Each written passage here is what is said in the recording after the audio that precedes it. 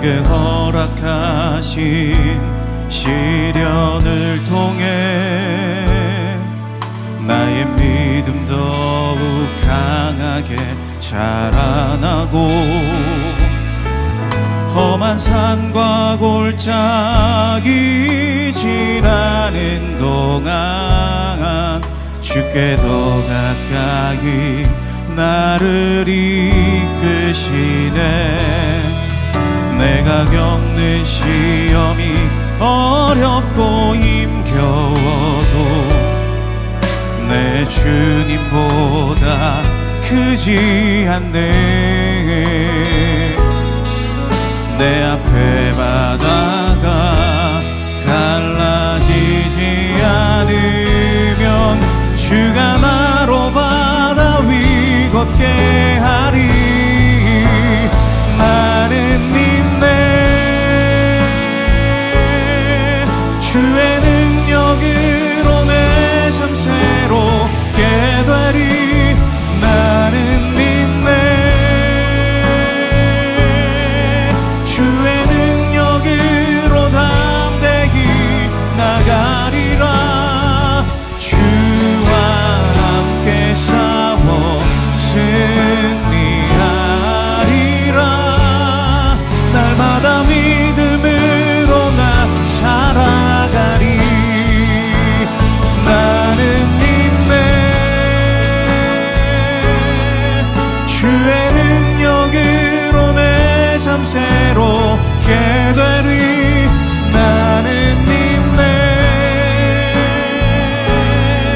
주의 능력으로 담대히 나가리라.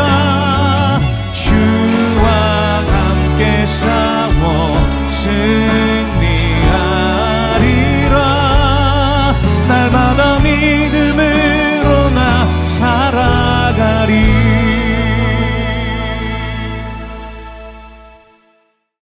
제 130편 성전에 올라가는 노래.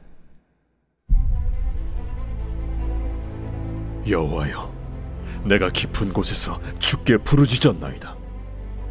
주여, 내 소리를 들으시며 나의 부르짖는 소리에 귀를 기울이소서. 여호와여, 주께서 죄악을 지켜보실진데 주여, 누가 서리이까? 그러나 사요하심이 주께 있으면 주를 경외하게 하심이니이다. 나 곧 내 영혼은 여호와를 기다리며 나는 주의 말씀을 바랐는도다. 파수꾼이 아침을 기다림보다 내 영혼이 주를 더 기다리나니 참으로 파수꾼이 아침을 기다림보다 더하도다. 이스라엘아, 여호와를 바랄지어다. 여호와께서는 인자하심과 풍성한 속량이 있음이라. 그가 이스라엘을 그의 모든 죄악에서 속량하시리로다.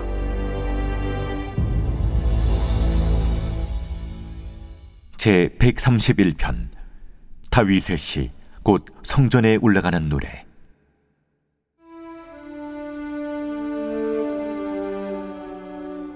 여호와여, 내 마음이 교만하지 아니하고 내 눈이 오만하지 아니하오며 내가 큰 일과 감당하지 못할 놀라운 일을 하려고 힘쓰지 아니하나이다.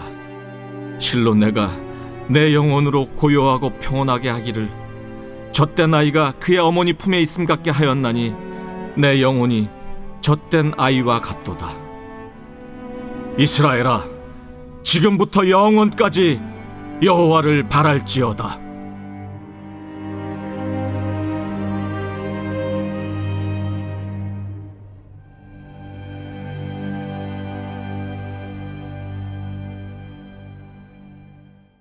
오늘 본문은 두 편의 시입니다. 각각 다른 편의 시이지만 드러내는 주제와 연관성을 찾아보며 말씀을 조금 살펴보고자 합니다.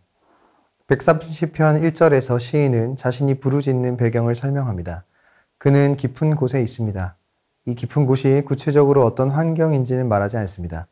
그러나 이것은 어둠보다 더 깊은 절망과 고통에 빠진 절규라고 볼 수 있습니다. 마치 여호와의 침묵, 그와 분리를 넘어 다시 볼 수 없이 단절된 것처럼 느껴지는 치명적인 상태입니다. 우리는 이런 지점을 만나면 자신이든 밖에서든 원인을 찾습니다. 그러나 저자는 상황을 묵상하지 않습니다. 들으시는 이를 묵상하기 시작합니다. 거기서부터 시인은 부르짖기 시작합니다. 가장 힘든 순간 하나님을 찾는 것은 생각보다 쉬운 일이 아닙니다. 죄인이 된 이후부터 인간은 스스로 자신을 책임져야 하는 삶에 내몰립니다.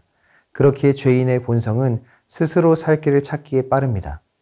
가장 힘든 순간 우리의 사고는 이 땅에 있는 것들 중에 스스로 살 길이 될 만한 것들을 빠르게 찾기 시작합니다. 그렇기에 오히려 깊은 곳에서 하나님을 찾는 일은 쉽지 않습니다. 시인이 그런 상황에서 하나님을 찾을 수 있는 힘은 간단합니다. 여호와에 대한 인식입니다. 그는 언약의 이름 여호와를 부릅니다. 그는 하나님이 누구신지 알고 있습니다. 여호와를 부르며 언약 관계의 특별한 관계성을 상기시킵니다. 때론 우린 하나님과 우리의 관계를 너무 저평가합니다. 그러나 늘 기억해야 됩니다.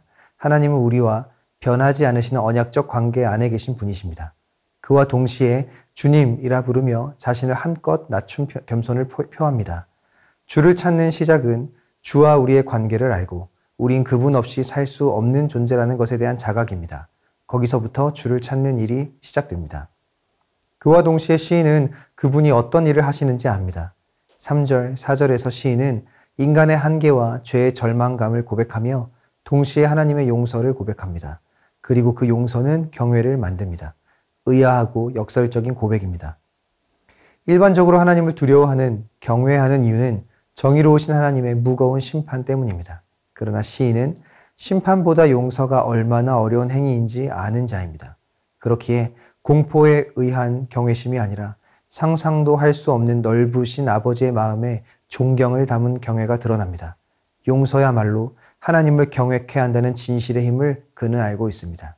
사유하심과 경외함의 관계, 경외는 두려움에서 오는 것이 아니라 압도하는 사랑에서 오는 것입니다. 신자는 그분의 용서를 알기에 그분을 찾고 그분을 경외하게 됩니다. 거기서부터 여호와를 향한 갈망이 시작됩니다. 하나님과 자신의 관계를 알고 자신의 한계를 알고 그분이 하실 넘치는 용서를 알기에 그분을 존경합니다. 거기서부터 그분이 그리워집니다.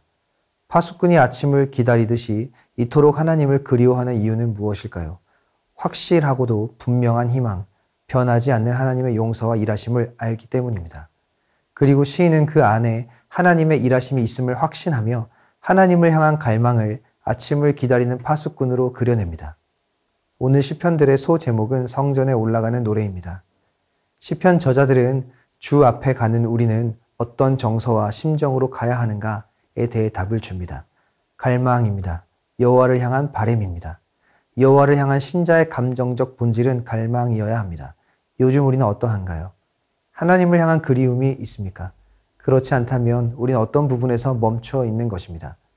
그분을 충분히 알지 못하던지, 그분과 우리의 관계를 잘 모르던지, 자신의 한계를 과신하고 있던지, 그분의 용서를 깊이 있게 누리지 못하고 있는 것입니다. 결국 바른 알미, 그분을 향한 갈망을 만들어내는 것입니다. 시인은 하나님의 개입을 갈망하는 신자는 파수꾼이 아침을 기다림과 같다고 말합니다. 기다리는 자에게 주어지는 분명한 결론이 있습니다. 여호와, 언약적 관계를 맺은 그분의 약속에 대한 신실하심으로 인해 밤이 지나면 낮이 오는 것만큼 확실한 여호와의 찾아오심이 분명히 있습니다. 하나님이 만드신 자연의 질서를 거스를 수 있는 것은 아무것도 없습니다. 단 한 번도 아침이 오지 않은 날은 없습니다. 이게 무슨 말일까요? 여호와를 기다리는 기다림의 변수는 없습니다. 분명히 그분이 오십니다. 인자하심과 풍성한 속량을 동반한 여호와의 찾아오심이 반드시 있습니다. 그러니 우리가 할 일은 매일 아침을 바라는 것뿐입니다. 131편에서 여호와를 기다리는 이의 자세는 도전적입니다. 그는 교만을 버립니다. 그것은 스스로 큰 일과 감당하지 못할 놀라운 일을 하려고 힘쓰지 않는 것입니다. 다 자신이 똑똑하고 힘이 있어 자기 영혼의 주인이 되고 자기 운명의 주인이 될 수 있다는 듯이 살지 않는 것입니다. 그저 고요하고 평온하게 그분을 기다릴 뿐입니다.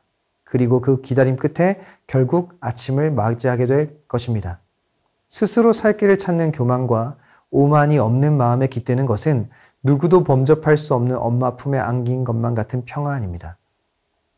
우린 결국 고난을 마주합니다. 깊은 곳은 피할 길이 없습니다. 아무리 잘해도 결국 언젠가 만나게 될 지점입니다. 우리 인생에서 극복되지 않는 지점은 분명히 있습니다. 우리 능력 너머에 있는 일들이 가득합니다. 신자는 그 지점을 무엇으로 넘어갈까요? 갈망입니다. 우선 주 앞에 서는 것입니다. 모든 회복의 시작은 주를 주목하여 갈망하는 것부터 시작입니다. 자격, 이유, 동기, 그 어떤 것도 생각하지 마시기 바랍니다. 우선 가장 먼저 주님과의 대화를 시도하는 겁니다. 우선 서는 겁니다. 거기서부터 주가 일하십니다. 그 일하심을 따라가다 보면 파수꾼에게 아침은 결국 도달합니다. 오늘 하루 우리 하나님이 어떤 분이신지, 우리와 어떤 관계에 있으신지 다시 한번 되새기며 상상할 수 없을 만큼의 넓은 그분의 마음과 사랑을 만남으로 그분을 향한 갈망과 그리움이 회복되어 주 앞에 서는 은혜가 있으시기를, 결국 도래하는 파수꾼의 아침과 같이 개입하시고 찾아오신 하나님을 깊이 만나시는 하루가 되시기를 소망합니다. 기도 제목 읽고 함께 기도하겠습니다. 하나님에 대한 바른 암과 하나님과 우리의 언약적 관계를 향한 분명한 확신이 있게 하소서. 아멘. 우리의 한계를 넘어서는 하나님의 넓은 사랑과 아버지의 마음을 만나는 인생이 되게 하소서. 아멘. 하나님을 갈망하는 그리움이 있게 하시고 파수꾼이 기다리는 아침을 결국 마주하듯이 깊은 밤과 같은 모든 상황 끝에 하나님을 경험하는 인생이 되게 하소서. 아멘.